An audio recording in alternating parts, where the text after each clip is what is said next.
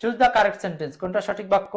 এখানে গুরুত্বপূর্ণ একটা রুলস আছে, রুলসটা আমি আপনাদেরকে বলবো, এবং এই জায়গা থেকে আপনারা যে কোনো পরীক্ষা একটা কোশ্চেন পাবেন। এই চ্যাপ্টারটা অংশ হলো ভার্বের জিরান্ড পার্ট। এটা হলো ভার্বের জিরান্ড অংশ থেকে একটা কোশ্চেন আসছে। বেশ কিছু ভার্ব আছে ট্রানজিটিভ ভার্ব, যার পরে নতুন ভার্বের সাথে আইএনজি যোগ হবে। তো ট্রানজিটিভ ভার্বগুলো কি কি, ট্রানজিটিভ ভার্বগুলো কি কি, আমরা তার মধ্যে একটা ট্রানজিটিভ ভার্ব পাচ্ছিলাম এখানে, finish, finished, finished, fine, finished, finished, finish.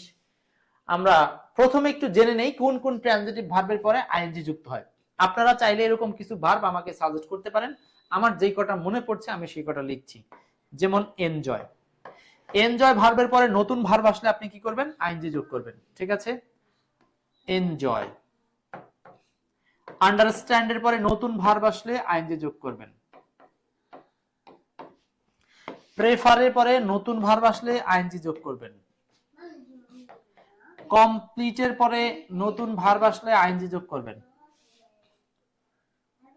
Avoid এর পরে নতুন ভার্ব আসলে আইএনজি যোগ করবেন। Complete, enjoy, avoid, deny, Denny. তারপরে কি আছে, এরকম আরো অনেক ভার্ব আছে, যে সমস্ত ট্রানজিটিভ ভার্বগুলোর পর নতুন ভার্ব আসলে কি করতে হয়, আইএনজি। এরই মধ্যে একটা হচ্ছে ফিনিশ, তো ফিনিশের পর আইএনজি হবে, ভালো কথা, আইএনজি আছে, আইএনজি আছে। এটার মধ্যে আইএনজি নাই, এটা আগে বাদ দিলাম। এবার আসুন বাকি ভুলগুলো। হ্যাভ দিলে এর সাথে ফিনিশ ভি1 হবে না, কারণ হ্যাভ দিলে হয় ভার্বের 3 নাম্বার, এটা বাদ। আই ফিনিশড দ্য বুক, ওকে। এখন আসেন finished reading the book, I have finished reading the book. এখন এই দুটোর মধ্যে আসলে পার্থক্যটা কি? 19 ডি বলছেন সাদ্দাম, 19 ডি, ইয়েস।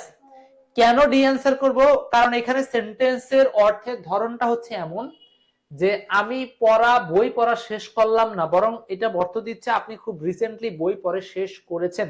তো আপনি এটা প্রেজেন্ট পারফেক্ট টেন্সে করলে সেটা প্রেজেন্ট পারফেক্টও কিন্তু এক প্রকার পাস্ট ইনডেফিনিট। আপনারা জানেন হয়তো প্রেজেন্ট পারফেক্ট মানে যেটা খুব নিকট অতীত, মানে যেটার ফলাফল এখনো বিদ্যমান রয়েছে। সো নিকট অতীতে যে কাজটা হয়েছে, I have finished reading the book, আমি বইটি পড়া শেষ করেছি, এর মানে আমি বইটি পড়ে শেষ করলাম।